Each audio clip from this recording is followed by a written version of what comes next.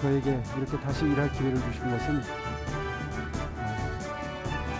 지금 이런 산적한 과제들을 능수능란하게 빠른 시일 내에 하나씩 해결해서 정말 고통 속에 계시는 많은 서울 주민 여러분들을 보듬어달라는 그런 취지의 지상명령으로 받들겠습니다. 이제 앞으로 제가 시장으로서 일을 할 때는 뜨거운 가슴으로 일을 하도록 하겠습니다.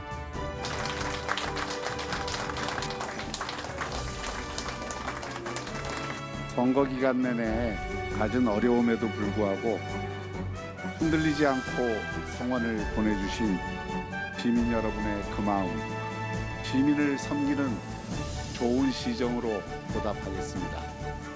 저희가 오만하고 독선에 빠지면 언제든 그 무서운 심판의 민식은 저희들을 향할 수 있다는 점을 명심하겠습니다. 어려운 여건이지만 협치와 통합의 정신이 발휘될 수 있도록 하겠습니다. 시민 여러분들의 뜨거운 성원에 깊이 감사드립니다.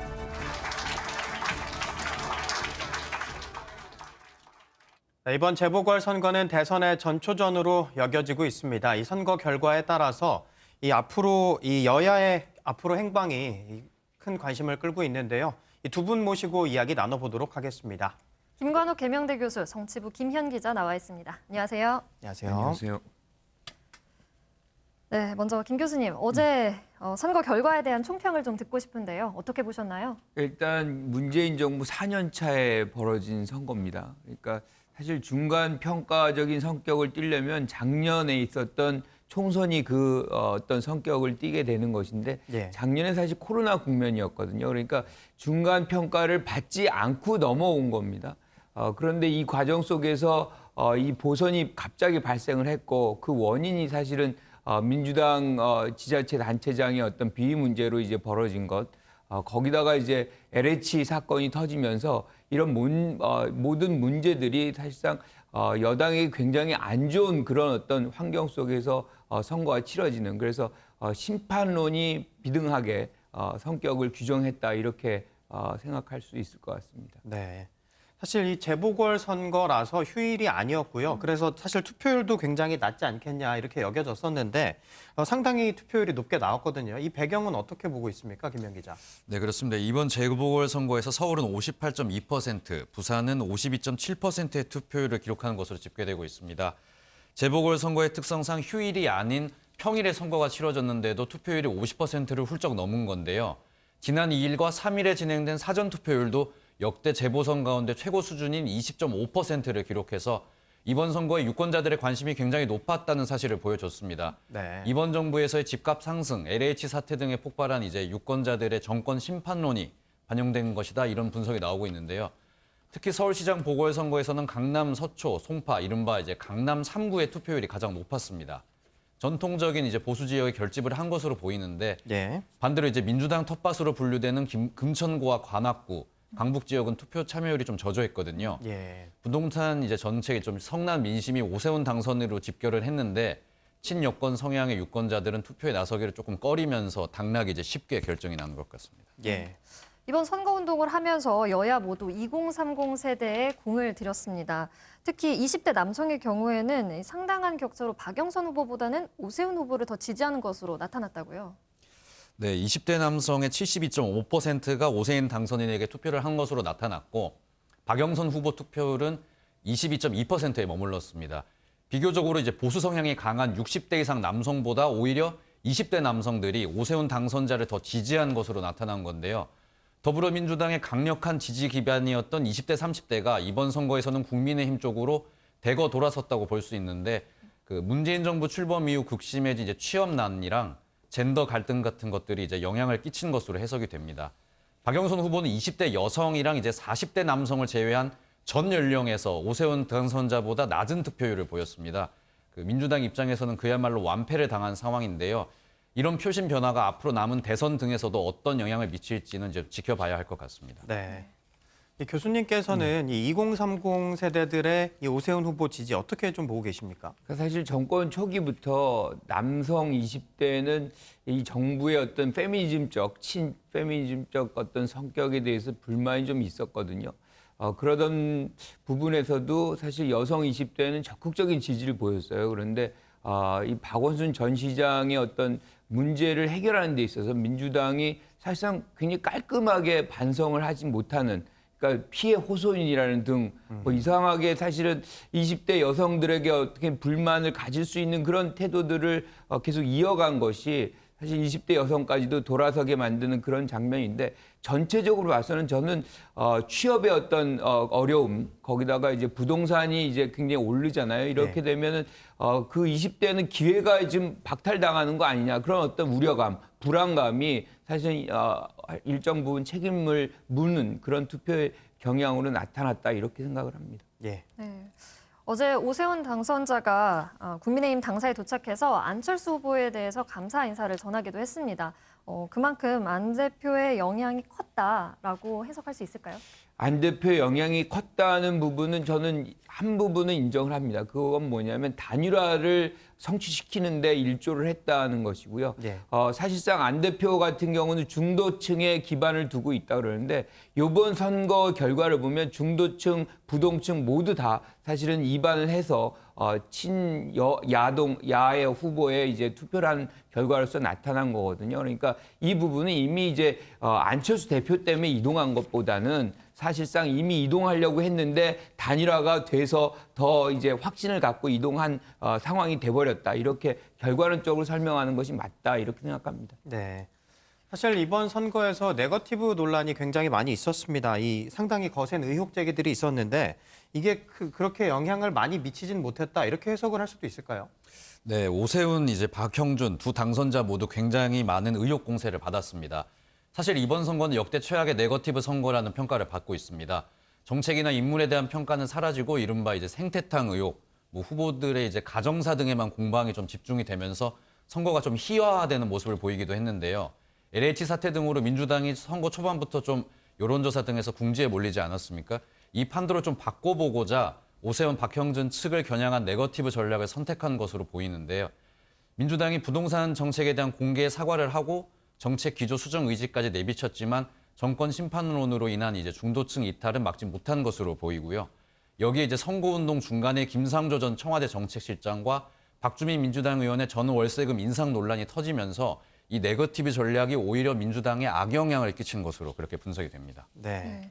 여당에서는 이 같은 선거 결과에 따른 후폭풍이 만만치 않을 것 같다라는 생각이 드는데요. 민주당 내에서 선거 책임론을 물지 않을까 싶은데요.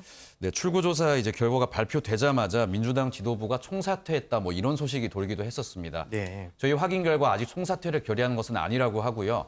대신 민주당은 오늘 비공개 이제 최고위원 회의를 했고 여러 가지 판단들을 하겠다, 이렇게 얘기를 한 상황입니다. 잠시 후 오전 중으로 의원총회를 가질 것 같고요. 여기서 의견 수렴을 해서 어떤 움직임이 이제 나올 것 같습니다.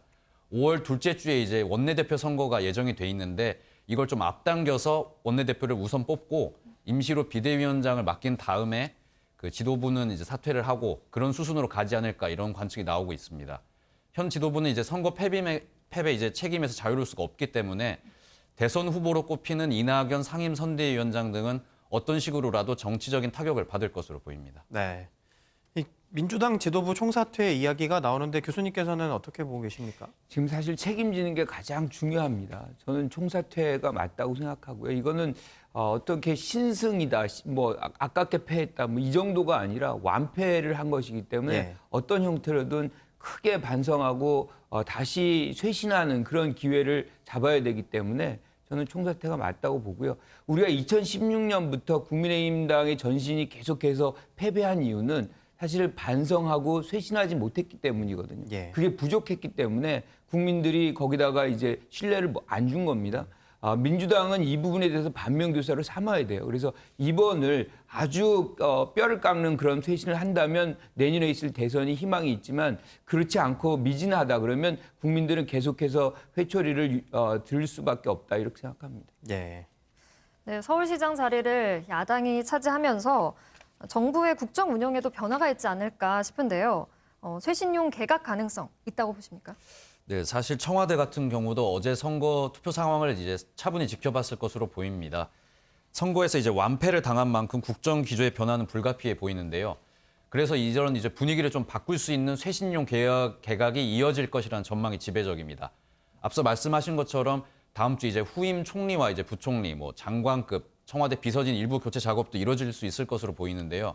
특히 이제 총리를 교체를 하면서 이슈를 좀 바꿔보려고 할 것 같은데 벌써부터 유은혜 부총리, 김영란 전 대법관, 추미애 전 법무부 장관 등의 이름이 오르내리고 있거든요. LH 사태 책임을 지는 형식으로 변창흠 국토교통부 장관의 교체도 거론이 되고 있고요. 이번 선거가 민주당 이제 박영선, 김영춘 후보 개인의 패배보다는 문재인 정부 전반에 대한 심판이다 이런 분석이 더 많기 때문에 청와대 입장에서는 레임덕을 막기 위해서 어떤 식으로든 변화를 주지 않을까 이렇게 생각이 됩니다. 네. 김 기자 이야기처럼 사실 이 대통령 임기가 이제 한 11개월 정도 남았습니다. 그래서 이 당청 간의 이제 마찰 가능성도 보이는데 이 부분은 어떻게 보십니까? 항상 이제 1년 정도 남으면 대통령 중심지에서는 레임덕 현상은 구조적으로 발생할 수밖에 없어요. 그런데 이번에도 또 똑같은 현상이 발생될 것이냐, 저는 조금 회의적으로 봅니다. 우리가 2007년에 어떤 일이 있었냐면 이렇게 대거 패배를 하고 이명박 이제 대통령이 당선이 되잖아요. 예. 그 당시에 어떤 당청 간의 갈등, 그러니까 정동영 후보와 노무현 정부의 어떤 갈등들이 결과적으로 그러면 좋은 이 마무리가 된 것이냐라고 한다면 향후 10년간 정권을 뺏기는 상황이 벌어졌거든요. 그래서 저는 당청 간의 갈등보다는 어떻게 하면 이것을 다시 단결할 수 있는 그런 모멘텀으로 활용하느냐가 굉장히 중요하다고 생각을 해요. 그래서 그런 경험이 많은 민주당을 지지하는 사람, 민주당원들 그리고 정부가 지혜를 모으는 그런 상황으로 만들어 갈 것이다 이렇게 생각합니다. 네. 이번 선거는 대선과도 내년 대선과도 연관돼 있는 만큼 관심이 쏠리는데요. 그만큼 대권주자 판도에도 조금 변화가 있을 것 같다라는 생각이 듭니다. 특히 이낙연 전 대표 같은 경우에는 재보선을 지휘했지 않습니까? 그 때문에 가장 큰 영향을 받지 않을까 싶은데요. 아무래도 책임을 지셔야죠. 그러니까 지금 선거 직전에 사퇴를 하고 상임 위원장을 이제 역할로서 사실상 선거를 진두지휘했기 때문에 이 부분에 대해서 책임을 피해가긴 굉장히 어렵다고 생각을 합니다. 그래서 이낙연 대표는 지금 후보군 중에 가장 큰 타격을 받을 수밖에 없는 상황이 돼버렸고요. 예. 이재명 지사 같은 경우는 약간 비켜가 있다 그래도 국면 전체가 사실상 어떻게 보면 여권에게 굉장히 불리한 상황이 됐기 때문에 전반적으로 이해찬 전 대표가 얘기했던 것처럼 굉장히 어려운 길로 내년 대선을 이제 치르게 되는 상황이 됐다. 반면에 이제 야권은 호조 상황이 좋아졌습니다. 네. 그래서 야권의 후보가 누가 등장할지 잘 모르겠지만 상당히 이제 좋은 조건에서 출발할 수 있겠다 이렇게 봅니다. 네.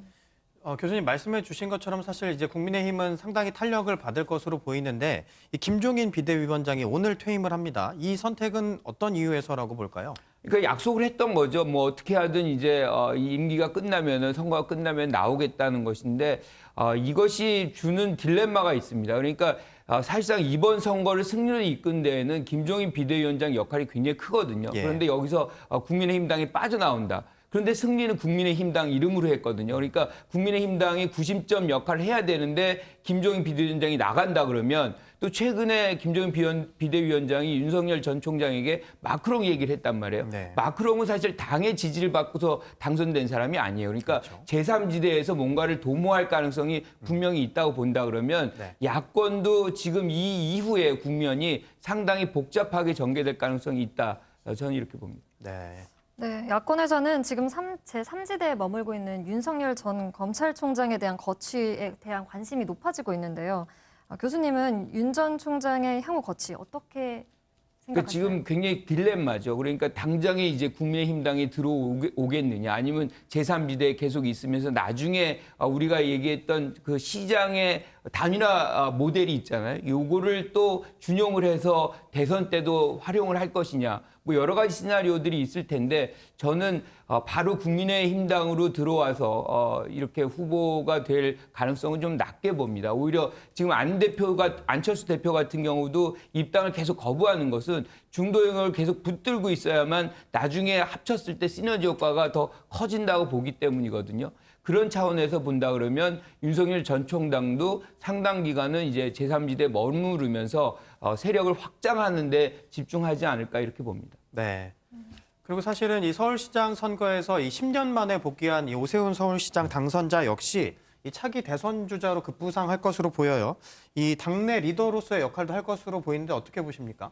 네, 당선 소감을 묻는 자리에서부터 기자들의 이제 대권과 관련된 질문이 나왔습니다. 예. 오 당선인은 대권 도전과 관련해서는 이제 지금은 아직 생각할 여력이 없다. 일단은 이렇게 답을 했는데요. 예. 오세훈 당선인은 서울시장 사퇴 이후에 지난 20대 총선에서도 패배를 했고 지난 21대 총선에서는 당시 정치 신예였던 고민정 후보한테 패배를 하면서 정치적인 위기에 빠졌었습니다. 하지만 이번 선거에서 당초 예상을 벗어나서 나경원 전 의원을 당내 경선에서 제쳤고 국민의당 안철수 대표와도 단일화 경선에서 초반 열세를 극복하고 역전을 했었거든요. 마지막 서울시장 선거에서도 압도적인 승리를 거두면서 이런 좀 드라마틱한 승리로 단숨에 야권 유력 대선 주자로 올라섰습니다. 본인은 이제 다음 서울시장에도 출마를 하겠다고 공언을 한 상황인데 예. 정치권에서는 이제 대권 가도에 달려들지 않을까 이런 관측이 나오고 있습니다. 네. 이 교수님께서는 오세훈 서울시장의 앞으로 행보 어떻게 보고 계십니까? 사실은 야권에서 가장 뭔가 부족한 부분은 잠재적 대선 후보군이 부족했다는 측면이거든요. 그런데 이번에 이제 오세훈 후보가 당선이 됐기 때문에 차기 대선에 아주 유력한 야권 후보로 등장을 했다 이렇게 볼 수 있어요. 그러니까 뭔가 붐업을 시킬 수 있는 하나의 인물군으로 이제 편성이 됐기 때문에 미래는 조금 이 향후 1년을 어떻게 이제 시정을 운영해 나가느냐가 향후의 오세훈 시장의 미래를 가늠할 수 있겠다 이렇게 봅니다. 네, 알겠습니다. 네, 오늘 이야기는 여기까지 나눠보겠습니다. 두 분 고맙습니다.